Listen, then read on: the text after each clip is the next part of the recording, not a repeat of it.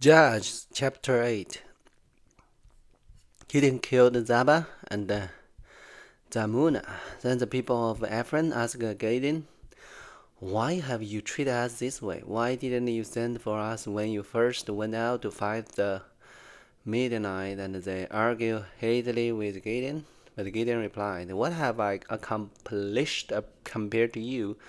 And even the leftover crop of the Ephraim's half is better than the entire crop of my little clan of Abiezer.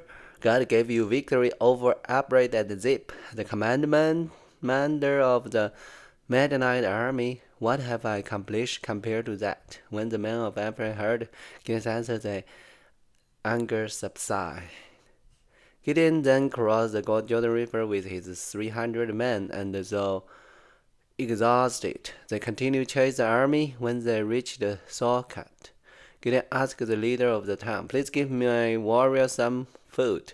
They're very tired. I'm chasing Zebah and Zalmunna, the king of Midian." But the officer of Zebulun replied, "Catch Gideon and then we will feed your army." And Gideon said, "After the Lord give me victory over Zebah and Zalmunna, I will return and tear your flesh with a sword and bring from the wilderness." From there, Gideon went up to Peniel and again asked for, but they got the same answer. So he said to the people of Peniel, "After I return in victory, I will tear down this tower."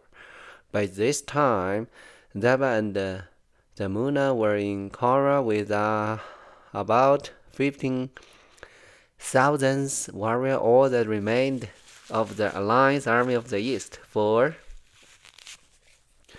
120,000 had already been killed. Gideon circled around by the caravan route east of the Lorba and Jephthah, taking the Midian army by surprise. Zebah and Zalmunna, the 2 Midian king, fled, but Gideon chased them down and captured all the warriors. After this, Gideon returned from the battle by way of the Harris Pass. There he captured a young man from Sakat and demanded that he write down the name of all the 77 officers and elders in the town. Gideon then returned to Sakat and said to the leader, "Here are the Zebah and the men. When we were here before, you taunted me, saying, 'Catch Zebah and Zalmunna first, and then we will fill your exhausted army.'" Then Gideon took the elder of the town and taught them a lesson, punished them with a sword and bring from the wilderness. He also tore down the tower of Pan and killed all the men in the town. Then Gideon asked Zebah and Zalmunna, "The men you killed at the Tabor, where were they like?" "Like you," they replied. "They all had the look of a king's son. They were my brother, the son of my own mother." Gideon claimed, "As sure as the Lord lives, I won't kill you if you haven't killed them." Turning to Jezer, his old son, he said, "Kill them." But Jezer did not draw his sword, for he was only a boy and was afraid. Then Zebah and Zalmunna said to Gideon, "Be a man, kill us yourself." So Gideon killed them both and took the warrior ornament from the neck of the camel. Gideon scary the effort. Then Israel said to Gideon, "Be our ruler. You and your son and your grandson will be our ruler, for you have rescued us from Midian." But Gideon replied, "I will not rule over you, not will my son. The Lord will rule over you. However, I do have one request, that each of you give me a earring from the plunder you collect from your fallen enemy." The enemies being Israel all were God earring. "Gladly," they replied. They spread out a chalk, and each one threw in a gold earring he had gathered from the plunder. The weight of the gold earring was 43 pounds, not including the royal ornament and the pendant, the purple clothing worn by the king of Midian, or the chain around the leg of the camel.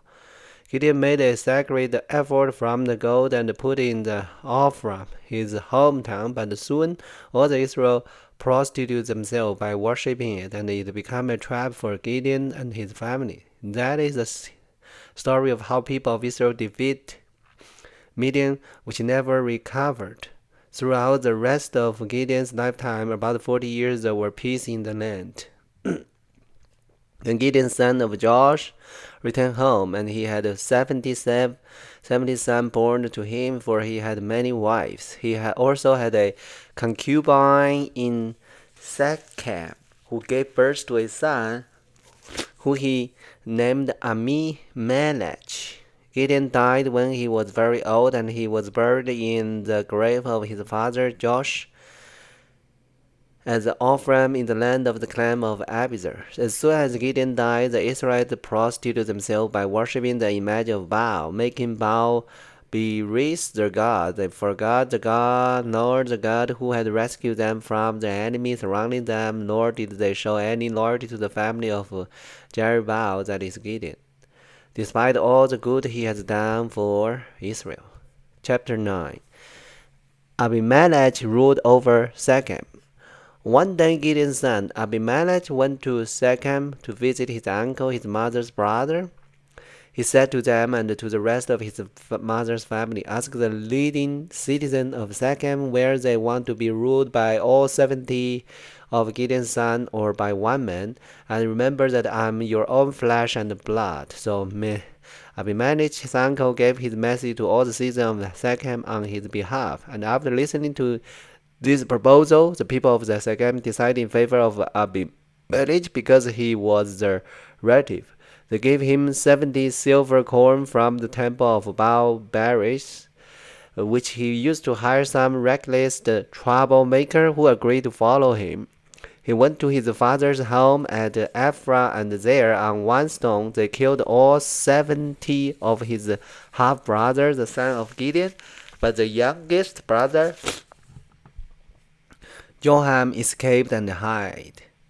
Then all the leading citizens of Shechem and Beth Milo called a meeting under the oak beside the pillar at Shechem and made Abimelech their king. Jotham parable. When Jotham heard about this, he climbed to the top of Mountain Gerizim and shouted, "Listen to me, citizens of Shechem. Listen to me if you want God to listen to you. Once upon a time, the trees decided to choose a king. First they said to the olive tree, 'Be our king.' But the olive tree refused, saying, 'Should I quit producing the olive oil that blessing both God and people, just to wave back and force over the tree?' Then they said to the fig tree, 'You'll be our king.' But the fig tree also refused, saying, 'Should I quit producing my sweet fruit just to wave back and force over the trees?' Then they said to the grapevine, 'You be our king.' But the grapevine also refused, saying, 'Should I quit producing the wine that cheer both God and the people, just to wave back and force over the tree?' Then all the trees finally turned to the thorn bush and said, 'Come, you be our king.' And the thorn bush replied to the tree, 'If you truly want to make me your king, come and take shelter in my shadow, my shade. If not, let fire come out from me and devour the cedar of Lebanon.' Jotham continued, 'Now make sure you have acted honorably and in good faith by making Abimelech your king, and that you have done right by Gideon and all his descendants. Have you treated him with the honor he deserved for all he has accomplished? For he fought for you and risked his life when he rescued you from the Midianite. But today you have revolted against my father and his descendants, killing his 70th son on one stone, and you have chosen his slave woman's son, Abimelech, to be your king just because he is your relative. If you have acted honorably and in good faith toward Gideon and his descendants today, then may you find joy in Abimelech, and may he find joy in you. But if you have not acted in good faith, then may fire come out from Abimelech and devour the leading citizen of Shechem and Bethel Milo, and may fire come out from the citizen of Shechem and Bethel Milo and devour the Abimelech." Then Jotham escaped and lived in Beer because he was afraid of his brother Abimelech. Shechem rebelled against Abimelech. After Abimelech has ruled over Israel for 3 years, God sent a spirit that stirred up trouble between Abimelech and the leading citizen of Shechem, and they revolted. God was punished Abimelech for murdering Gideon's 70 sons, and the citizen of Shechem for supporting him in this treachery of murdering his brother. The citizen of Shechem set an ambush for Abimelech on the heap and robbed every one who passed that way, but someone warned Abimelech about their plot. One day, Gal, son of Abam, moved to Shechem with his brother and gained the confidence of the leading citizens of Shechem. During the annual harvest festival at Shechem, held in the temple of the local god, the wine flowed freely, and everyone began cursing Abimelech. Who is Abimelech? Gal shouted. He is not a true son of Shechem, so why would we be his servant? He merely the son of Gideon, and the devil is merely his deputy. Serve the true son of Hamor, the founder of Shechem. Why should we serve the Abimelech? If I were in charge here, I would get rid of Abimelech. I would say to him, get some soldier and come out and fight. But when Zebul, the leader of the city, heard what Gaggle was saying, he was furious. He sent a message to Abimelech in Arumah, telling him, Gal, son of Imbad, and his brother has come to live in Shechem, and now they are inciting the city of rebellion against you. Come by night with the army and hide out in the field.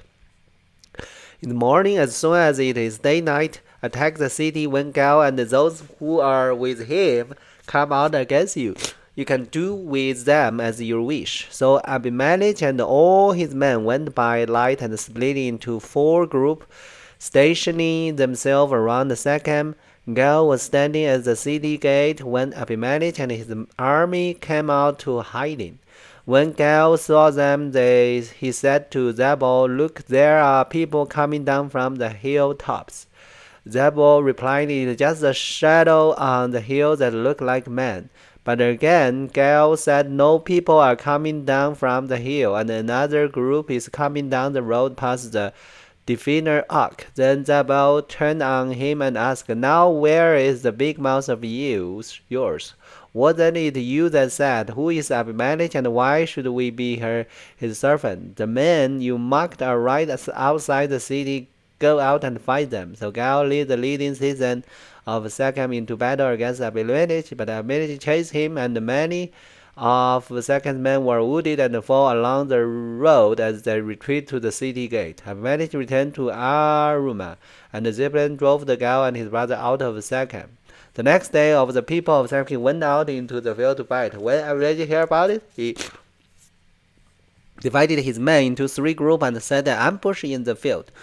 When Abimelech saw people coming out of the city, he and his men jumped up from their hiding place and attacked them. Abimelech and his group stormed the city gate to keep the men of Shechem from getting back in, while Abimelech's other 2 groups cut them down in the field. The battle went on all day before Abimelech finally captured the city. He killed the people, leveled the city, and scattered salt all over the ground. When the leading citizen who lived in the tower of Shechem heard what happened, they ran and hid in the temple of Baal-Berith. Someone reported to Abimelech that the citizen had gathered in the temple, so he led his force to mountain Zalman. He took an axe and chopped some branch from a tree, and then put them on his shoulder. Quick, do as I have done, he told his men. So each of them cut down some branch, followed Abimelech's example. They piled the branch against the wall of the temple and set them on fire. So all the people who have lived in the tower of Shechem died, about 1,000 men and women.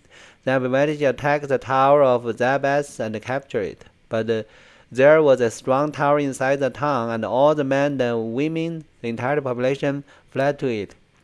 They barricaded themselves in and climbed up to the roof of the tower. Abimelech followed them to attack the tower, but as he prepared to set fire to the entrance, a woman on the roof dropped a milestone that landed on the Abimelech's head and crushed his skull. He quickly said to his young armor bearers, draw your sword and kill me. Don't let it be said that a woman killed Abimelech. So the young man ran him through with his sword, and he died. When Abimelech's men saw that he was dead, he disbanded and returned to their home. In this way, God punished Abimelech for the evil he has done against his father by murdering his 70 brothers. God also punished the men of Shechem for all their evil. So the curse of Joash, son of Gideon, was fulfilled. Chapter 10. Tola became Israel's judge. As Abimelech died, Tola, son of Puma, son of Dodo, was the next person to rescue Israel. He was from the tribe of Issachar, but lived in the town of the Shemer in the hill country of Ephraim. He judged Israel for 23 years. When he died, he was buried in Shemer.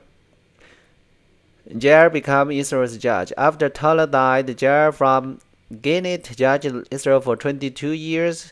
His 30 sons rode around on 30 donkeys, and they owned the 30 town in the land of Gilead, while still called the town of Jael. When Jael died, he was buried in Carmel. The Amorites oppressed Israel. Again, Israel did evil in the Lord's sight. They served the image of Baal and the Asterisk, and the god of Aram, Sidon, Moab, Ammon, and Philistia. They abandoned the Lord and no longer served him at all. So the Lord burned with anger against Israel, and he turned them over to the Philistine and the Amorite, who began to oppress them that year. For 18 years they oppressed all the Israelites east of the Jordan River in the land of the Amorite. That is in Gilead. The Amorites also crossed the west side of Jordan and attacked Judah, Benjamin, and Ephraim. The Israelites were in great distress. Finally, they cried out to the Lord for help, saying, "We have sinned against you because we have abandoned you as our God and have served the image of Baal." The Lord replied, "Did I not rescue from the Egyptians, the Amorites, the Amalite, and the Philistine, and the Sidonian, and the Amalek, and the Moabite? When they oppress you, you cry out to me for help. I rescue you. Yet you have abandoned me and serve other gods, so I will not rescue you anymore. Go and cry out to the God you have chosen. Let them rescue you in your own hour of distress." But the Israelites pleaded with the Lord and said, "We have sinned. Punish us as you see fit.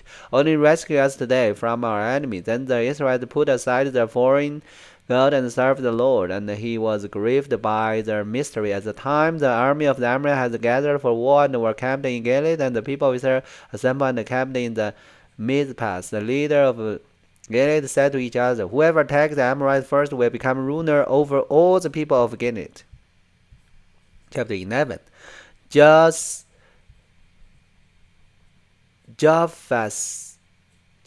became Israel's judge. Now Jephthah of Gilead was a great warrior. He was the son of Gideon, but his mother was a prostitute. His wife also had several sons, and when their half-brother grew up, they chased Jephthah of the land. "You will not get any of our father's inheritance," they said, "for you are the son of a prostitute." So Jephthah fled from his brother and lived in the land of Tob. Soon he had a band of worthless rebels followed him. At about this time, the Amorites began their war against Israel. When the Amorites attacked, the elder of Gideon sent for Jephthah in the land of Tob. The elder said, "Come and be our commander. Help us fight the Amorites." But Jephthah said to them, "Aren't you the one who hated me and drove me from my father's house? Why do you come to me now when you are in trouble? Because we need you," the elder replied. "If you lead us in the battle against the Amorites, we will make you ruler over all the people of Gilead."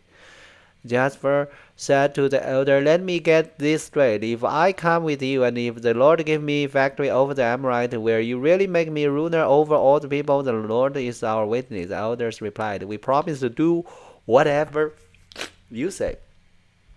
So Jephthah went with the elder of Gilead, and the people made him the ruler and the commander of the army. At the meet-up in the presence of the Lord, Jephthah repeated what he had said to the elders. Then Jephthah sent message to the king of Ammon, asking, "Why have you come out to fight against my land?" The king of Ammon answered Jephthah's messenger, "When the Israelites come out of Egypt, they stole my land from the Arab and the Jabber and all the way to Jordan. Now they give back the land peacefully."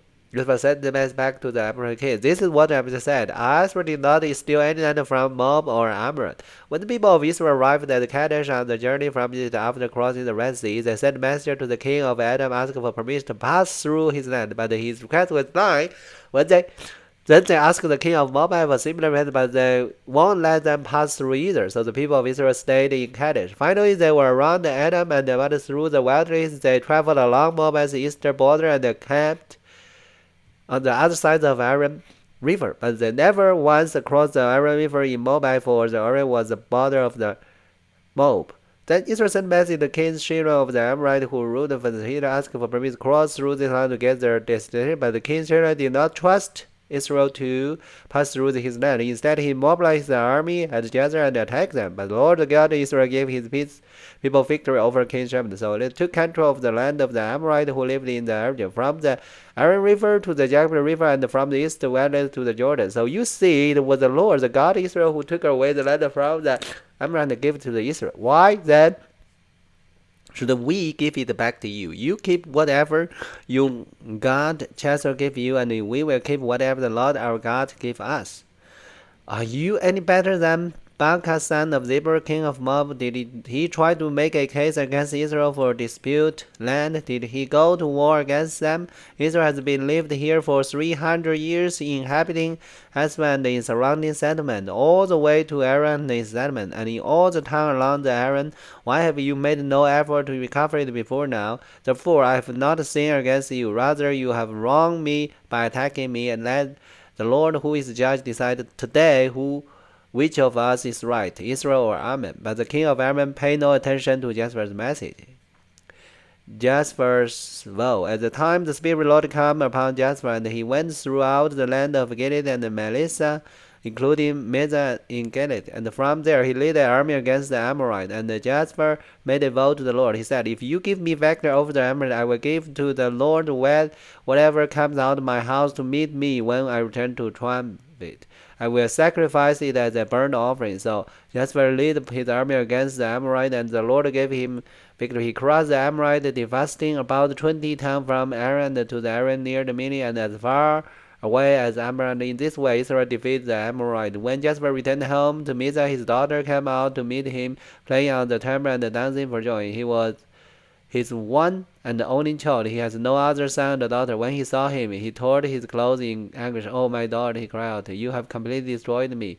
You have brought disaster on me, for I have made a vow to the Lord, and I cannot take it back. And he said, Father, if you have made a vow to the Lord, you must do to me what you have vowed, for the Lord has given you a great victory over your enemy, the Amorite. But first let me do this one thing. Let me go up and burrow in the and weep with my friends for 2 months, because I will die a virgin.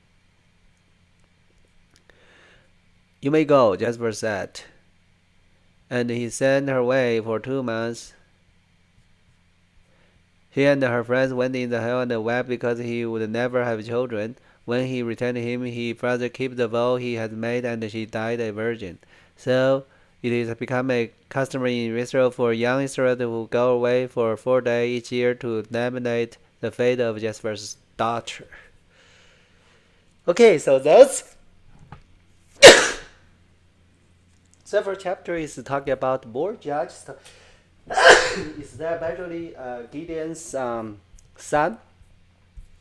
Abimelech's story, that is really a sad story, but it's also is a good lesson for Israel people and for all the people around the world. And then also there is a Jephthah's story, and before some judge. So those things is about Israel's story during the judge era. And there's no king until they have a king from Judge Samuel. Alright, so that is today's Bible's learning. Hope everybody like it. God bless you everyone. Let's see you tomorrow on Judges chapter 12.